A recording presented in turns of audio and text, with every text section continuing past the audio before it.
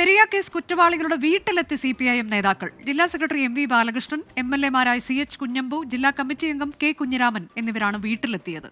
അരുൺ പാറയ്ക്കൽ വിവരങ്ങളുമായി. അരുൺ, ജയിലിലെത്തി മുദ്രാവാക്യം വിളിക്കുന്നത് നമ്മൾ കണ്ടു. വീട്ടിലേക്കും എത്തിയോ? അനുജ, കഴിഞ്ഞ 2 ദിവസമായി CPM-ന്റെ ജില്ലാ സെക്രട്ടറി ഉൾപ്പെടെയുള്ള നേതാക്കൾ ഈ പെരിയ കേസിൽ കോടതി ശിക്ഷിച്ച 14 പ്രതികളുടെയും വീടുകളിൽ സന്ദർശനം നടത്തുകയാണ്. അത് വെറുതെ വിട്ട പ്രതികളുടെ വീടുകളിൽ മാത്രമല്ല, CPIM നേതാക്കളായ CPIM ജില്ലാ സെക്രട്ടേറിയറ്റ് അംഗം KV കുഞ്ഞിരാമൻ, ബ്ലോക്ക് പഞ്ചായത്ത് പ്രസിഡന്റായിരുന്ന K മണികണ്ഠൻ എന്നിവരുൾപ്പെടെയുള്ള പ്രതികളുടെ വീട്ടിലേക്കാണ് എത്തുന്നത്.